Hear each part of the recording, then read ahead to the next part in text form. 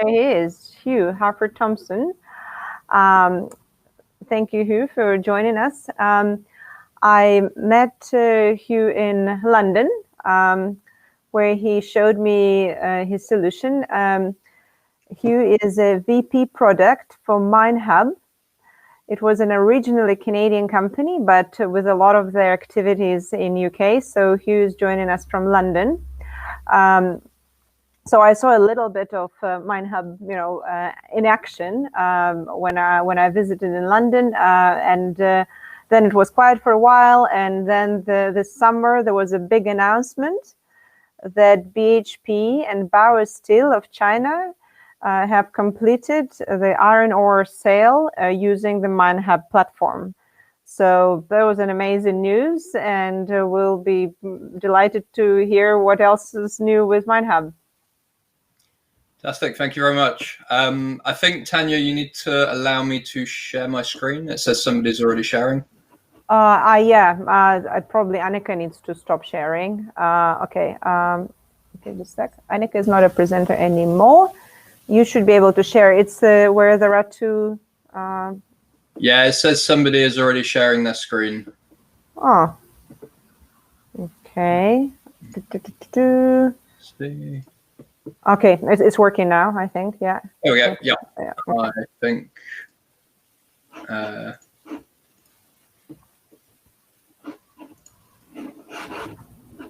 Is that working? Nothing yet, but it takes a moment. Do you see it? Everything's just.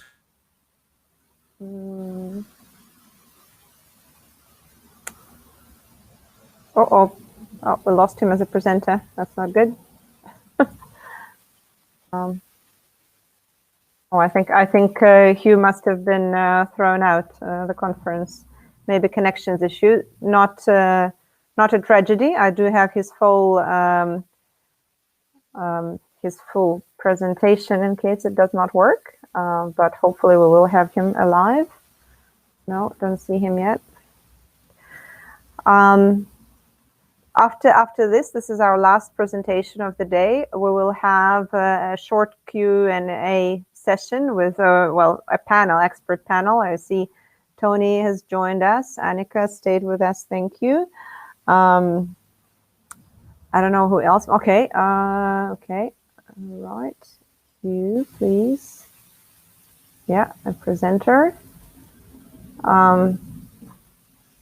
We have a number of questions, and there will be a number of recommendations, hopefully. Okay. Here we can see you again. Yeah. Okay. Something is happening. Yeah, we see your screen now. My screen, perfect. So you should now see the full screen. Is that correct? Yeah, that looks good. Okay, I'm turning off, and you go ahead. Apologies for the technical issues. So good morning, good afternoon, good evening, depending where you're dialing in from, I suppose. Thanks for the introduction, Tanya. I'm Hugh Harford-Thompson, VP of Product here at Minehub. We are still a Canadian company. But yeah, as you say, we have operations, most of the team here in Europe, but also out in Vancouver, out in Shanghai. We do a lot of work in Singapore, and a few other places. Minehub is a platform business where we are fundamentally transforming the way that transactions in the mineral supply chains are operated. If I go to my next slide. It's not working.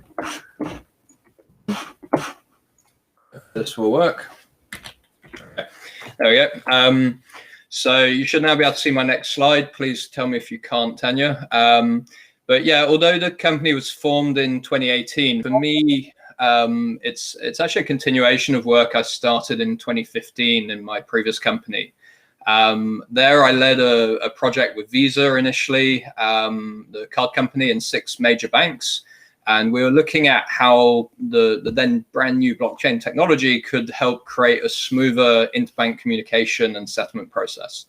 That was fairly early on in the technology. I did another project in 2017 where I led a cross-industry initiative called One Office, where we were focused on realizing paperless settlement in pipeline gas trades, initially in Europe and then in the US, again using blockchain technology. And there I was working with a group of 9 of the top 12 gas traders in Europe, including a couple of the oil majors, in fact, several oil majors, to transform the way post-trade settlement is conducted. Now, at Minehub, we are still a nimble startup, but we're working with some of the largest companies in the mining industry, dealing with post-trade settlement of mining and metals, and really validating with some of the largest companies in the industry, validating and refining our value proposition with them. And what I find really interesting is the number of similarities that Minehub has with these 2 other projects. They're projects in completely different industries. They're projects that solve fundamentally different issues. But it's not just Minehub and the work I did with One Office and Visa. It's actually Minehub and a lot of other projects in a huge number of industries, where blockchain technology is enabling new ways of doing business. So today I want to talk to you about how enterprise systems have evolved over the years, how the convergence of different technologies of blockchains, containerization, infrastructure as a service, and other technologies can now start to unlock transformation and automation at an industry level rather than a company level, as well as how this applies in the metals and mining world. So as you, a lot of you probably know, about 75% of global GDP is generated in supply chains. You've got about $2 trillion of metals and minerals moving around the world every year. And you've got thousands of companies interacting with each other along these well-established but actually ever-changing supply chains. So with multiple companies coming together for each trade, this industry is very well placed to leverage the benefits of a common communication layer across all the participants. So I'll go a little bit into what I mean with that, but if you look at the pressures on the industry, like other natural resources, the supply chains are under constant pressure from multiple angles. You've got the cost of compliance increasing. It's not just sanctions and KYC, but also compliance with ESG regulations and other rules. You've got capital retreating. There's recent fraud cases, especially out in Singapore at the start of this year, and other defaults have been accelerating. So the withdrawal of commodity banks from transactional finance has been accelerating. And then you've got obviously the geopolitical stress and the global pandemic, which has exposed a lot of fault lines in the resilience of these supply chains. Now, these 21st century pressures are always challenging to deal with, but if you look at the setup that we have in the commodities industry in general, it's really a 17th century way of working. We have a lot of paper-heavy manual processes that bury the information that we need to deal with the challenges, and we need a new solution. We need something more modern. So to understand how new technology, how blockchain, how other technologies can help, it really helps to understand why we got to where we are today. So I'm going to spend a little bit of time on this slide and then a similar one to show how this evolves.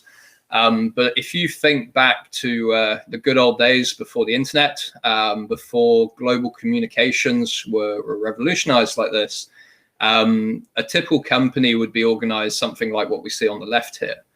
So you've got hierarchical structures, you've got departments reporting up to other departments, reporting to regions, reporting to head office. And there's a lot of different ways to set that up, obviously, but the delay in the communications, especially across countries and continents, could take weeks because of the ancient method that everybody used for moving paper around the world, the postal service. So obviously things have changed a little bit now, but the gentle pace that communications would flow would always mean that decisions would be made based on data that was often out of date. And about 30 years ago, so somewhere between 30 and 50 years ago, IBM, Oracle, SAP, open source ones like MySQL, and all sorts of other software giants came in and slowly but surely persuaded, and with good reason, almost every company in the world to convert to the system on the right. So you'll have seen, a lot of you will have heard this pitch from various companies going years back. The idea is to get all departments working across your organization, working off a common set of data. So the idea is simple. You break down silos, you make the data accessible, transparent, synchronized, creating a single source of truth across your entire organization. Now, over time, some companies have made a right mess of this, but for the most part, they've sorted it out to a reasonable level, some better than others. And some enterprises have literally spent billions of dollars on integrated IT solutions. Again, some successfully, some failed, but when they work great internally. But as soon as you apply this to supply chains, it can really fall apart. You no longer have one source of truth. You have one source of truth in each department of each company, or at least each company that is involved in the transaction. So if we look at an example settlement of a transaction, and I think this is of a copper trade, this one, between Kenya and the Netherlands, you've got 30 organizations, you've got about 100 people doing 200 interactions over the course of a month. And a lot of the time that is spent is waiting for, the effort is spent getting everybody in sync, and the time is waiting for the paperwork. So these transactions concern the sale and purchase of high value goods. You've got a lot of parties involved in logistics, finance, risk management, other services that are required to deliver the goods to the buyer and, importantly, secure the payment. Now, this post-trade transaction process is, in essence, it's information dense. It's a complex workflow. It's across several involved companies and several departments within those companies, with multiple risk transfers going between them all. Now, due to the complexity and the multi-party and company and department nature of the workflow, there's no central coordination mechanism. There's no common view of the status. So instead, coordination still relies on bilateral calls, bilateral document flows being sent between the parties, where each company is attempting to coordinate and to compare notes with everybody else. So you can imagine if there's 7 companies involved, you've got a coordinator from each company who's chasing up with everybody else saying, what's the status, what's the status, what's the status of all the different parts of the transaction. So email and chat have sped things up, but it's also actually increased the risk and complexity, because you've now got multiple versions of information that need to be reconciled and checked across multiple channels, across multiple companies. And quite often you'll get one company updated with information, somebody else is not, and synchronizing across all these channels becomes very difficult. Now, if we take the image that I had on the previous slide and let it evolve slightly, what we had on the right before was a nice, clean IT system, and it works so well within an organization. It feeds all its departments with up-to-date information. But as soon as you go down and integrate this with a variety of trading partners, this drops, for the most part, to the lowest common denominators. And transactions are still settled with paper, emails, and phone calls. Now, you do have EDI connections and direct API connections between some companies. And I saw some questions about that earlier. But generally, when you have a transaction coming together in this industry, you've got the buyer, you've got the seller, you've got the inspectors, the insurers, the ports, the different banks involved, and everybody else. And it's not always the same parties coming together. So until you integrate them all, you still have this issue. And it's not just mining, it's not even just commodities. Every industry with complex supply chains with multiple parties involved has this issue. But in mining, the number of parties involved makes this exponentially worse. And the ever-evolving nature of the groups of parties coming together for a transaction. So if you look on the right here, if you have a common platform connecting everybody together, obviously you'll get a massive efficiency gain. You can establish standards. You can have new apps and services built on top of this and connecting to these platforms. And what was once an unreliable mess can start being codified and automated.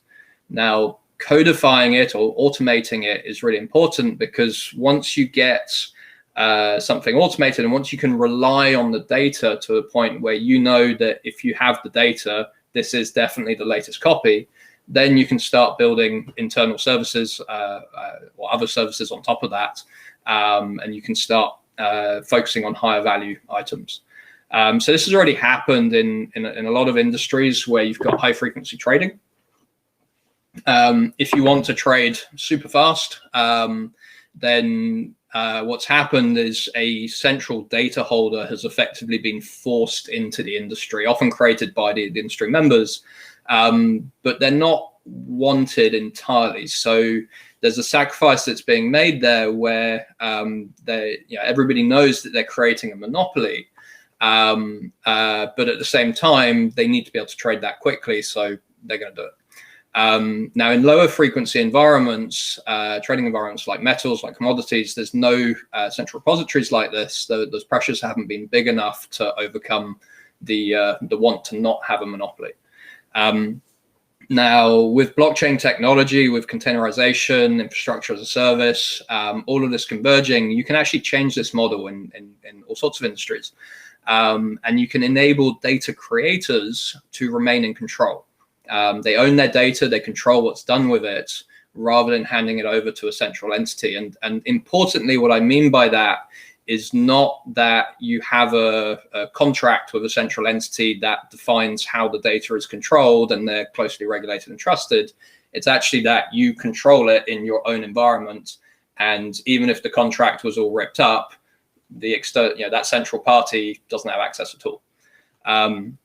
Now, if you combine these technologies and deploy it in the right way, you can get that next generation connectivity that you want, and you can enable the benefits of automation and reliability that you get from a central system like SAP, Oracle, whatever system you want as your central database within your company. But you can deliver those benefits across an entire industry and integrate with all your peers using that. So if I look at if I look at this technology, some of the advantage it can give, you can get a coordination service for the settlement of a transaction that's always based on shared real-time information. And using that, we can start tackling the inefficiency, the lack of transparency, the vulnerabilities in the processes. This is what we've been doing at Minehub. With Minehub, we allow parties that are involved in a transaction to effectively create and use a common source of truth, which is then continuously updated as the transaction progresses. And then this in turn integrates with the operations teams and the processes of the companies, of all the different departments in these different companies, integrates them into a common workflow, which is coordinated by our platform. Now that our platform then effectively becomes a tireless sort of 24/7 digital transaction manager or transaction coordinator, and makes sure that everybody is up to date, everybody knows the latest copy of the data, but also knows the status of the transaction and knows what they need to do and when. So this isn't unlike ERP, but rather than doing that within an enterprise, we're now applying this at a whole industry level. Now, visibility between companies is obviously very commercially sensitive. So for anyone doing this, it should be no surprise that one of the biggest issues that they will face is, biggest challenges is around data privacy, data security, and data governance, and residency as well. And you really have to ensure, I've said this already, but that the data owners are in full control with the data on their servers, if they so wish. And then they've got full control of access, resident security, everything around that. So they shouldn't be handing over trust to a central party for that. For Minehub, We, smaller companies may not want to host it, so we can host for them. But for companies that want to do it themselves, we won't have access to the data, and we don't want it. The data must be held within the client's own environment. So in the mining industry, these on the slide here are some of the areas that I see being affected first. It covers a lot of departments and a lot of companies. I mean, that should be no surprise, because blockchain technology is effectively a new communication tool. And as each of these processes gets integrated, you'll start to see a wealth of services that start being built on top of it. Some will be small, but with profound impacts, like the ability to create an index feed as a set of peers rather than for a central provider. And there's obviously a lot of challenges around that, but there's a lot of people in different industries and different companies starting to do that. Others could impact the way companies market to each other, or when they choose to share information. Others still are impossible to predict. So at this point, and you'll start to see app stores appear on top of these different platforms. We're building one on top of Minehub, and you'll get a wide range of services that come in once the core data in a transaction can be really relied upon. So from my side, from my background, I'm not making this up. I'm working on a daily basis with some of the largest companies in the industry, validating new solutions and collaborating with them. The work we do at Minehub includes a number of companies that are #1 in their industry on the left here, like the work that you mentioned, Tanya, that we're doing with BHP and China Baowu. But we also work with other major companies as well as SMEs, some of which are described on the right here. And that comes to the end of my talk. So thank you very much. And if you would like to get in touch, please call or email me. My contact details are on the slide here. I'm on UK time zone for anyone calling. Thank you very much. And please fire away with questions. I'll try and find the question box. Okay. I see here a question that comes, I think, from Tony, our speaker.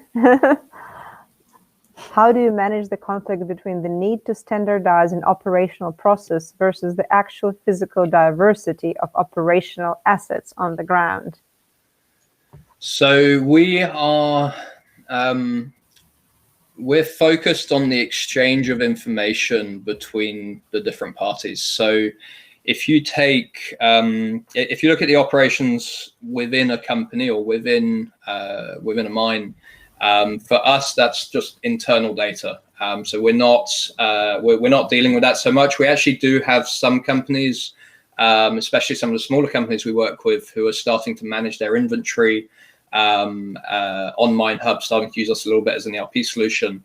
But we're not intending to go too far there.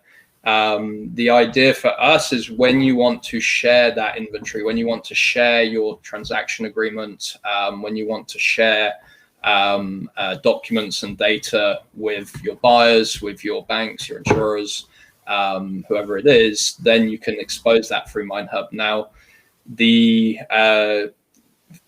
different types of products will have different quality assessments that assayors need to do, for example. So each company can define their products and define what's being measured within that. Now, that's something that works great. You make it all custom, but then on the other side, you need to standardize. So what we're doing is saying, well, we want to make sure that if somebody is measuring copper, it's CU spelt the same way. It's not translated. I can't think of other examples in different languages, but chlorine wouldn't be chlor in French, for example. We'd make sure in the back end it's all stored in the same standard way. So we're making some of our data will be a sort of global static data that we share with everyone. And if you want to add a new type of element or compound that you're measuring, or if you want to add a new country to the list of countries, you effectively feed that in through us. We'll check that there's no double entry that you can already use, and then we'll add it straight in. So that helps to standardize. But it's a soft. We want to push for standardization, but it's a soft push, in that if somebody wants to put a custom agreement in, like we can say, well, this is what most people use for copper concentrates. This is what most people use for iron ore. But if you need your own fields, go ahead and change it. Okay. All right. Great. Thank you very much. We need to hurry up now to move on to our very brief expert panel. We just have a few questions we will be able to run through quickly before we need to say goodbye to everybody, and until the next time, which I will say again, it is October 27th. I will send invites to everybody who registered for this event. I want to compliment our speakers. We had a very good audience retention. We hardly lost anybody who joined from the very beginning. So yeah, Gustavo, do you want to ask the first question?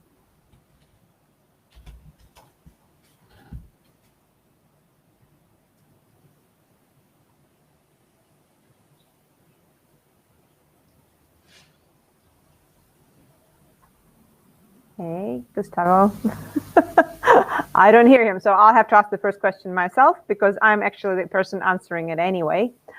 So the first question that I had in my list is, tell us an inspiring blockchain story, and I'm going to answer it. I heard an inspiring blockchain story in about June, I think it was, and it was from IBM, one of their webinars, where they described how in 2 weeks they established a blockchain solution for providing of personal protective equipment to the New York hospitals. In the beginning of the pandemic, there was a great difficulty with obtaining this personal protective equipment, because it is a highly regulated industry, and the hospitals just didn't know who can supply, who has the stock to supply them, and whether these people are legitimate. And so this blockchain solution was devised and implemented within 2 weeks. It took the suppliers from inside the US only 1 day to get registered on the blockchain. So they were verified. They had somebody to come and check out whether they are, a proper supplier. And after that, they could put their stock on the blockchain to make hospitals aware of what they have. And this way it contributed hugely towards the solving of this PPE issue. So that was my bit contribution, and I hope Gustavo will join us now to ask the next question, and I think Annika will be answering it. Can you hear me now? Yes, we can hear you. All right, that's good. So turn me off. Actually, I want to know from Annika what should be done first of all in order to help the miners to benefit from blockchain. You need to make her a presenter. Yeah.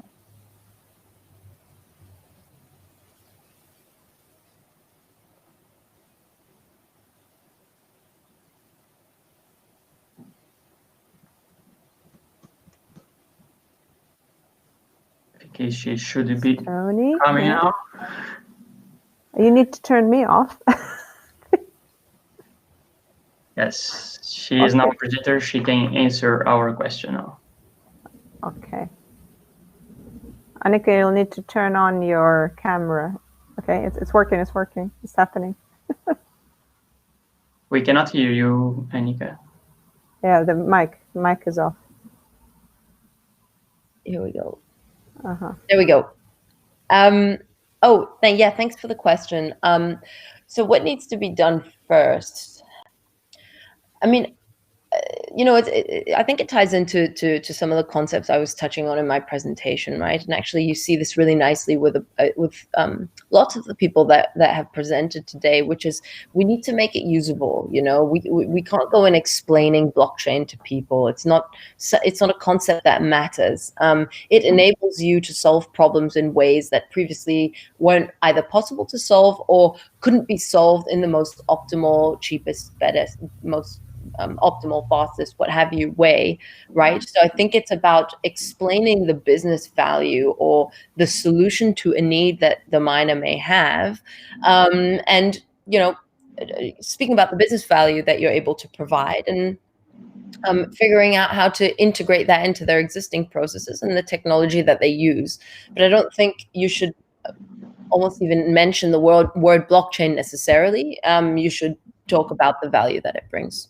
And then, of course, later on, as they start to understand, they see value, they want to learn about it. And so being able to provide them the resources to learn more, to understand what problems it fits with best, so that they can then come back to you and say, actually, maybe these are the areas that it works. And then you'll really start to understand the value that it can provide in the industry once the industry itself starts to innovate rather than people externally coming in.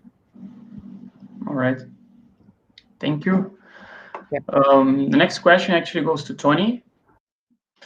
And is a bit related to also what Hugh was talking before in terms of on implementation of the technology right before when we have this new wave of SAP coming, and making sure that we didn't have any duplicates of files. So for Tony, what are the biggest challenges for the implementation of this technology nowadays, based on your experience? So, I mean, and by the way, I'm not a blockchain expert, but if you think about, the whole gamut of new digital technologies, including analytics and digital twins and drones and whatever it is, what we generally see is it's absolutely not about the technology. It's about the organizational alignment that you need to have in place for people to use the technologies in their day-to-day operations. So it's about people, process, and organizational change. And we've learned that the very, very hard way over the last 15 years in oil and gas. And the depressing thing, I would say, is where we thought when we first put our first visions for this together in oil and gas in 2003 and 4, where we thought we would be in 2010, we're still not there more than 10 years later, I would say. So that you just cannot overestimate the organizational resistance to this. So that's absolutely key. I do agree that all these technologies have got to be about problem solving. They've got to be what is the real operational need in the field, and how is it going to change. And I think when we do this and we try and convince people in the operations to use new technologies, we generally think about three things. One is the quantifiable business case. So how much money am I going to spend on doing this, and what am I going to save? And usually that saving is in more productions or less cost, right? Mm-hmm. At those two levers, occasionally more recovery, depending on your situation. But there are two other ways that two other things I think you need to address if you want to convince people to do this. One is what we call the qualitative business case. So that's explaining to a mining geologist or an engineer or a technician or a team leader in the field how this is going to improve his daily work life, right? It's the explanation of the what's in it for me. And then the third thing is what we call the enabling business case. And what we mean by that is what is it that you have to do tomorrow that you can't do today and you've got no choice, right? Because more often than not, if this is just an incremental improvement, if there's not a burning bridge, it's very hard to get these things installed. There's no doubt, and we've got case after case after case of this, of tens of millions of dollars, euros being spent on IT integration systems that have been junked after 2 or 3 years in oil and gas. There's no doubt about it, and I think there are some interesting lessons learned. One of the things BHP did in their IROC in Perth very early on is when all they really did was co-locate all the people in that centre. They didn't bring in any fancy IT or informational data systems at all. What they actually did was co-locate them and get them to work out what was the barriers to the processes which were stopping them working together. And they would literally map it out on whiteboards with bits of paper and coloured pens. And it was only after they nailed that process down, which took them nearly 2 years, that they then implemented an integrated data and information platform.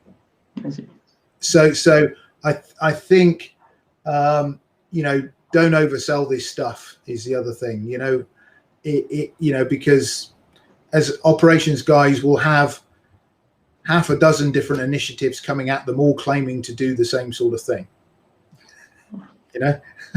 Yeah.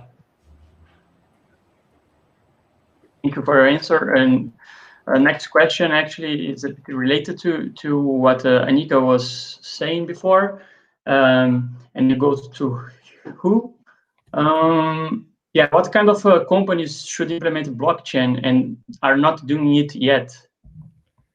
Okay, so I'll answer that a little bit with an answer from the previous question as well, because I agree with everything you said, Tony, but it's also much worse than that when you're implementing.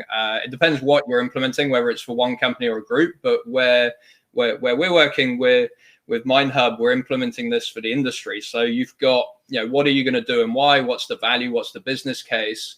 But then you've got the internal politics. Okay, who's your sponsor? Who's going to sign off on it? Where's the budget coming from? Well, that's all very well for one company, but actually it's which company is going to get the value, who is the sponsor in each company, is the value unequal, who has to do what. For some people it might actually be a negative, for others a positive. So how do you get that alignment across all the different parties? So for a lot of the work that I've done, the governance is very much the most important thing. And if you look at some of the big blockchain projects where there's some that have worked really well at the start and publicly they're a great success, but then they've not, I wouldn't say imploded, but they've slowed down significantly over what they should have been, because you've got politics from the market coming into the boardroom and all sorts of things like that, or you've got unequal benefits across different companies. So you need to get that alignment across the different users correct. And it's the same as what you said around, you know, make sure the users are going to like it, it's going to change their lives, but then again, whose lives in which companies. For me, for the second question, Gustavo, there, if in terms of what kind of companies should be implementing blockchain and which aren't at the moment, I think there's some things you can do internally, which are there's different cases there. I'm generally, personally, I haven't really looked at those as much, at least not for a long time. Where it's a group activity or a group benefit, anywhere where you have a market which is not high frequency, as much as the technology can do some of that, it's more of a push. It's harder on the technology side. But where there are a large number of parties that are ever changing, coordinating around something. So that could be in a pharmaceutical supply chain, or actually any world supply chain tends to have those things. If you look at interbank settlement, it's slightly different. You tend to have a lot of bilateral between two parties or a third party as well. So although you can solve a lot of the issues there, the problem becomes exponentially harder to deal with when you can't just do direct integrations. So yeah, anyone in an industry with that kind of supply chain, or with even in telecoms where you've got lots of parties trading for overseas data and things like that, there's a lot of people, a lot of departments, a lot of companies involved in the settlement and processing after the fact, after the trade has been agreed or signed or whatever it is. Those kind of companies should be looking at it. In terms of which are not and should be now, if you're in one of those industries and you're not right now, chances are super high that several of your competition have already. So I suppose don't get left behind on that. But it's the advantages need to be well defined, and for who's going to get which advantages before you can really deploy a project like that. Right. I mean, just to come back to you on that, I mean, it's exactly what we see in oil and gas. I mean, in oil and gas, the problem isn't that we don't have data standards. It's that we have too many data standards and nobody will agree on the one that is going to become the universal data standard. And if you just take drilling as an example, I mean, you know, that data standard took 10 to 12 years to evolve to become an industry standard. Now we've got an industry standard for drilling data, but we don't have it for production data or subsurface data yet. And in fact, you know, there were a number of the service companies who were trying to have a slightly different version of the standard so that they could lock you in or lock you out, if you see what I mean. So there was a huge amount of politics being played, and it was extremely difficult to get it aligned. And I would say, you know, even 15, 20 years on, we're really not there, even with the easy one in our domain, which is drilling. And that's why the governance is so important. If you have a central party, like we are signing up with our clients to certain rules in terms of how we operate, where basically they've got a loaded gun over us saying, well, if you break these rules, we can, and I don't know legally yet exactly how it's being set up, but effectively we can rip out the management team and fix it. Now that's not something that most companies traditionally do, but it means that we can effectively prove that if we ever acted in a way where we're trying to create a standard that's going to lock everyone in rather than making it all open, if we're trying to exclude certain parties or triple the fees or whatever it is on the core platform, that gives them control over that situation. So we can never do that. And that kind of issue has come up time and time again, where you've got a central, you know, stock exchange assessment platform, whatever it is, that's been formed, and then the moment it's all signed and going, they triple the fees, and they renegotiate everything. They are a monopoly. So yeah, it becomes very difficult if you don't set that up right at the start. Yep. All right, great. Well, we have run out of time, and I want to be on time because people are very patiently still online, but I want to make sure that I don't miss on the important part, which is saying thank you. So first of all, thank you to all our speakers who supported me in this initiative. It was the very first one, and it worked out, I think, pretty well, especially great interest that we've received and fantastic quality of presentations. I'm sure they will be viewed on YouTube many times. Then, of course, thank you to Gustavo for joining me on this journey. I would not have felt so confident. So thank you for your support. Mm-hmm. And I hope we will continue to work and offer our services to the blockchain and mining community. I also want to thank Minex Conference, Arthur Polikov, who invited me several times to his conferences to promote my blockchain mining idea. I'm very grateful for that. And it was actually from this conference that the idea of that conference was born, from my presentation at the Minex Conference in July. I want to thank Dr. Jane Thomason of FinTech, who supported me in my, ambition to run this conference. It was quite scary. And same Helen Disney from Women in Blockchain Group. She is running her own company called Unblock. Support from my female colleagues is very much appreciated. It's scary stuff, starting something like that. And finally, I want to thank my family and specifically my children who actually helped me sort out the software. My son wrote the music that you've heard in the beginning of the conference and also did a lot of the design. So very, very grateful for all those people. And we'll be looking forward to seeing many of you again end of October. And have a great day. Thank you. Bye-bye. Are you able to leave? Sorry, are you able to leave it open so we can finish the chat? Yeah, I think so. Yes.